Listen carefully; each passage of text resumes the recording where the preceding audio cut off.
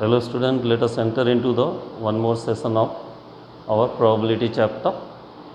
Today I will try to finish this chapter by doing two very important questions, and whatever the question today we are going to do, these questions are coming for 4 marks. Last year there was a question from this exercise only, and same type of questions are there in a miscellaneous exercise also.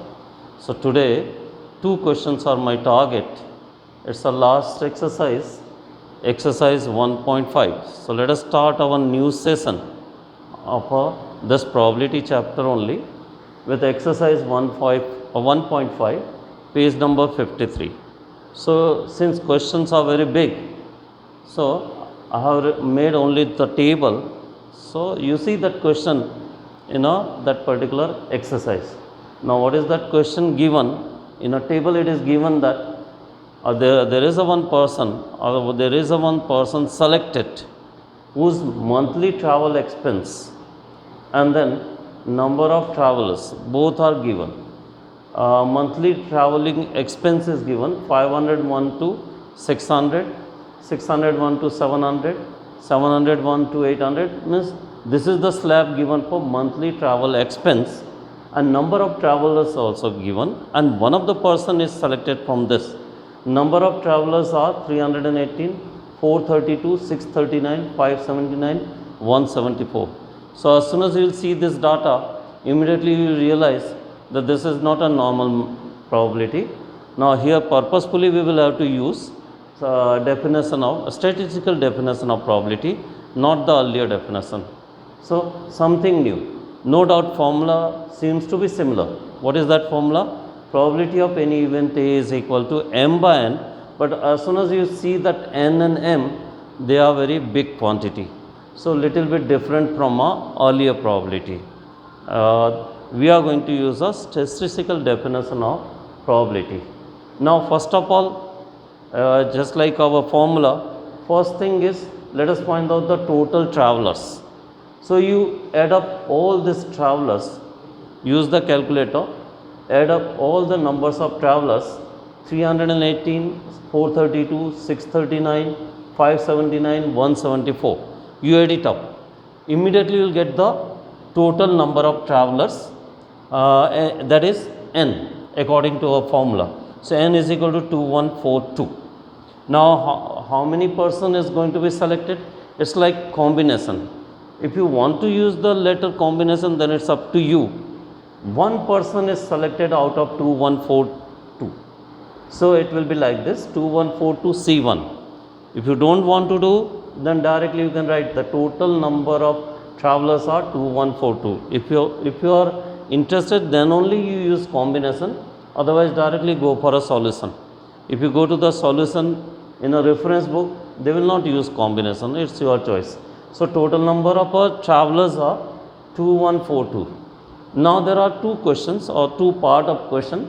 So what I did, I took a case 1 and case 2. Case 1 is find the probability of travel expense more than 900. Those travelers whose travel expense is more than 900. So this type of questions were there in the 10th standard, but the quantities were very small. Now travels expense, number of travels whose travel expense is more than 900. So 901 or more is the monthly travel expense, and see the numbers are 174. So our m will be, according to the formula, our m will be 174. This question number 1 is very easy, direct application of formula, or otherwise 174 C1, but we are not going to use a combination, leave it. M is 174 and total number of our travelers are 2142. Put it. If you want, then just cancel it. They don't write the answer. If you see in the backside answer, they are not going to use it in a decimal form. So it's your choice. Either you leave it like this, then also you'll get a full marks, or if you can, you cancel and you get it in a simpler form. Or if you want to use a calculator, then write in a decimal form, but they are not demanding. They are writing the answer on the back side up to here. Now the first part is over. Second part is probability of travel expense at the most. This word is important, at the most. At the most means maximum up to 700. So, maximum up to 700 means you will have to consider up to 700 and less than 700 also. So, now our M will be 501 to 700. So, add it up this two. So, it will come around 750. Use calculator, confirm this data or a calculation. Then I call second case as a B event, and probability of B event will be 750 divided by total number of travelers 750 by 2142, it means that 125 by 357. Again, if you wish, then write in a decimal or leave it up to here. Now, case 3 is slightly interesting one. What they say in a case 3, if monthly expense is more than 601 but less than 900, more than 601 and less than 900. So, this slab will come more than 601 and less than 900. So, this 3 slab will come at 432, 639, 579. So, it will come around 1650. Calculation you confirm with the calculator. Then again I call this event as a C event. So, probability of C event is 1650 divided by 2142. 2142 will be constant throughout this answer. So, this is question number 1. It is not very hard, it is a easier one. Same type of question you did in a 10th standard, but that values were smaller than this. This type of table was there in a 10th standard. So, it will be like a 10th standard type of question. But question number 2 is slightly important as well as slightly harder than this question. So, we will be now going for a question number 2. That is only my purpose. Question number 1 is like a revision type of question. Some examples are there in a book also that you can go through it. Now, question number 2 is one nice table is made, and in table there are 2 columns given. In fact, 3 columns, 1, 2 and 3. Details, males, females. Now, there are voters. Voters for a 2 members, 2 minister, 2 members, 2 candidates, and in book they are naming this candidate as a candidate A and candidate B. Supporters of candidate A are male 1319, you know that voters can be male and female. So, here supporter for a candidate A is 1319 male, 118 female. Then supporter of B are 1217 male and 1325 female. Now, you will have to read that question very carefully, because solution is not as easy as the earlier one. It is not a direct probability. Now, read that question. One voter is randomly selected. So, again it is like a combination only. One voter is selected. That is the criteria given. Now, case 1 I am naming it as a A event, and in that A event, if voter is a male, then he is supporter of A. What is that? We are going to find the probability.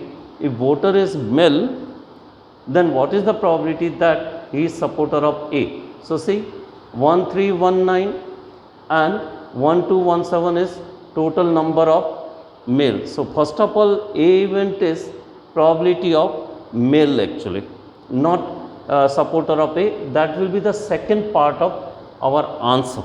Presently what I am finding is probability of voter are male actually.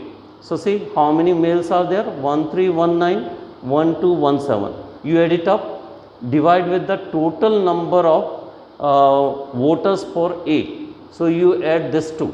First of all, find out the addition of this two, 1319, 118, and then total number of B, 1217, 1325. So, you will get the total number of voters 4979. So, divide this two. So, A event is if voters are male, then probability of voters as a male will be 2538 divided by 4979. Then case 2 is voter is supporter of A, then he is male. So, that will be case 2.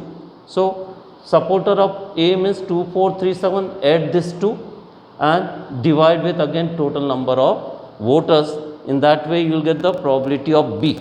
But the question is not over. There are one or two more parts that we are going to see now. Let us again go for a solution of question number 2.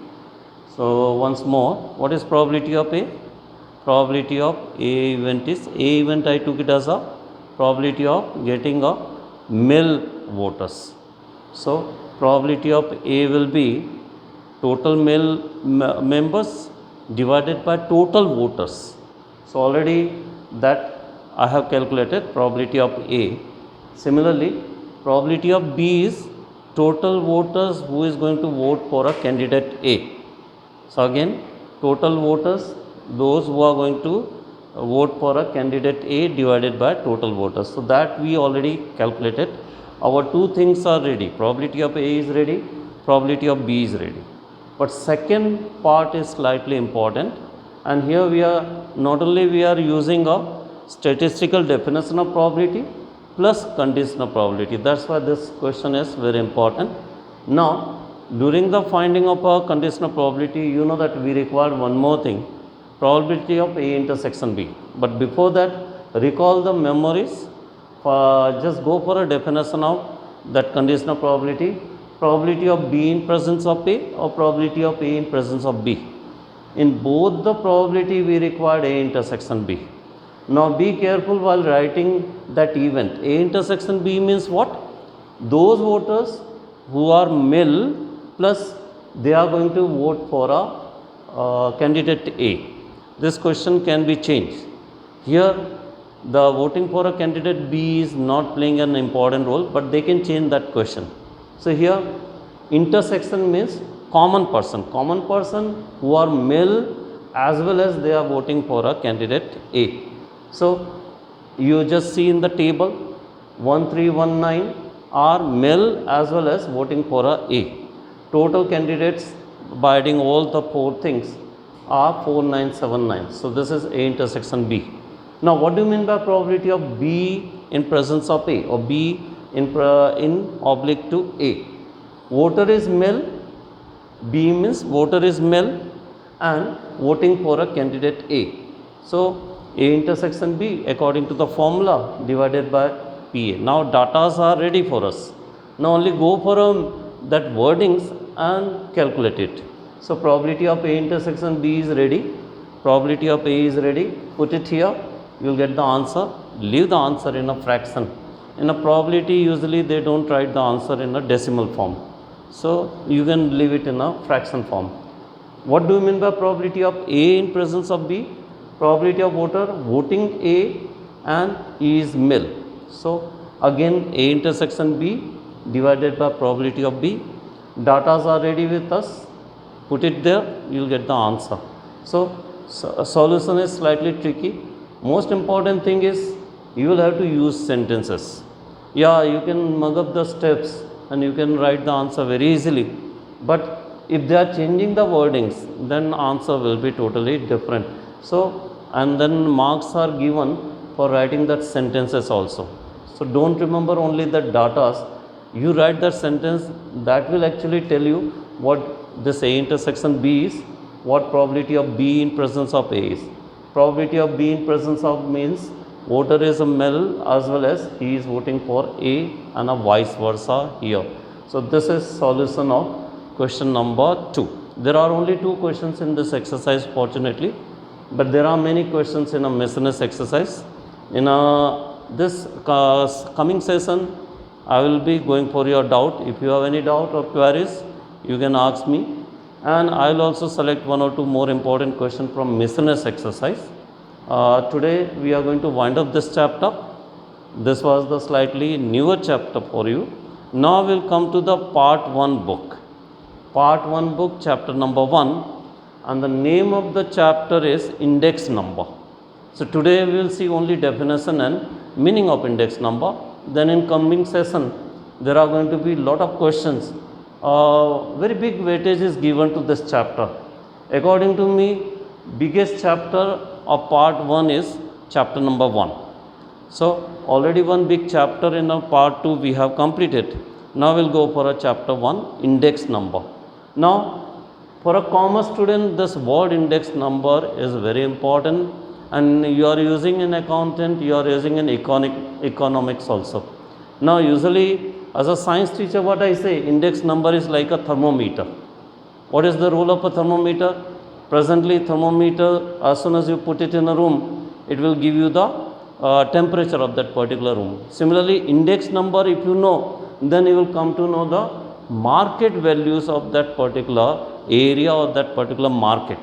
If for a commerce or commercial person, index number is very important. When you go for in the market, when you see the total market values, immediately index number will be important. So those who are involved in a share market, for them this index number is very important. So first of all, today roughly definition and meaning, gradually you are going to get a many definition of a index number. So first of all, what do you mean by index number? So index number is that parameter or that particular thing which actually tells you the condition of that market. You know that for a share market, and in the news also, those news which tells you about the share market, they say that market goes up, they say that market goes down. How they are going to calculate? That is done by the help of a index number. For example, what they do, they select any commodity, not any commodity, the commodity which plays a very important role in a market. For example, price of grain. So how they will see the situation of a market? They will compare the price of a previous day with the present day, and by that they will say that okay, market is going up or market is going down. For example, nowadays you know that gold plays a very important role in a market, actually share market, especially gold and silver prices. So what they will see, whether that index number is going up or going down, they compare with the price value of a gold. For example, price value of gold yesterday was 45,000 and today suppose it's a 40,000.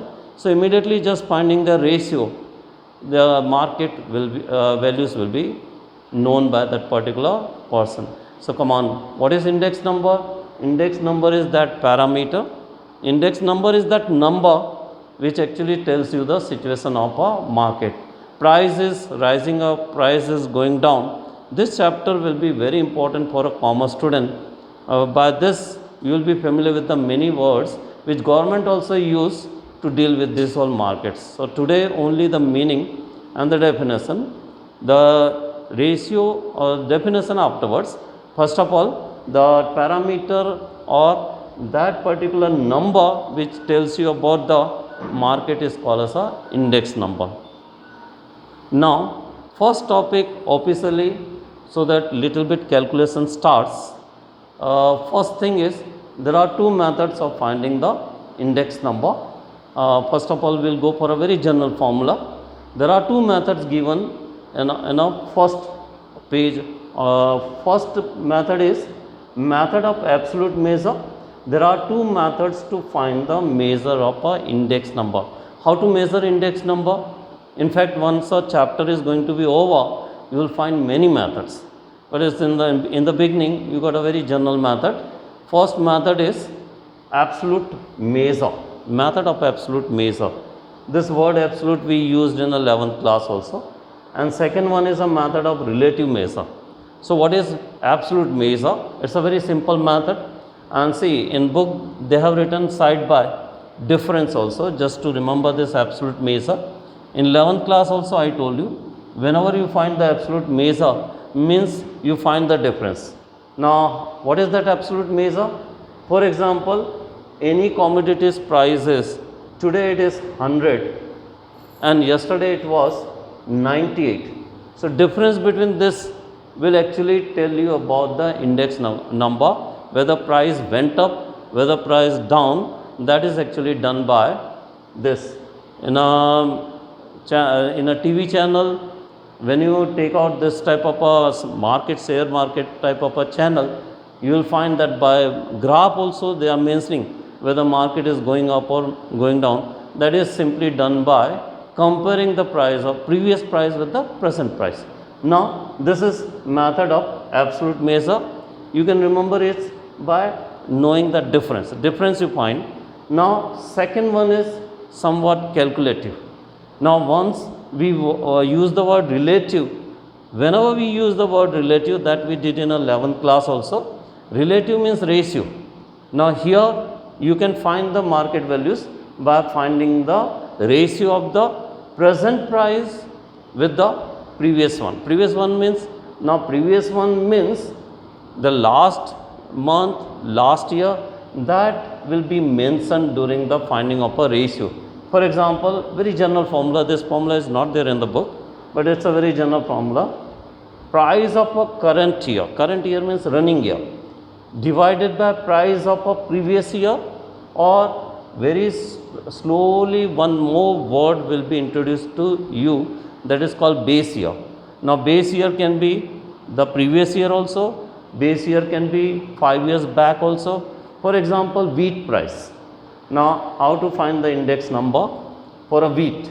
For a wheat price, suppose price of a wheat for a current year, suppose current year is 2020, price of wheat for a 100 kilogram is suppose 2500, and previous year its price was, previous year means 2019, its price was 2400. So if I am asking you to find the absolute measure of index number, so simply find the difference.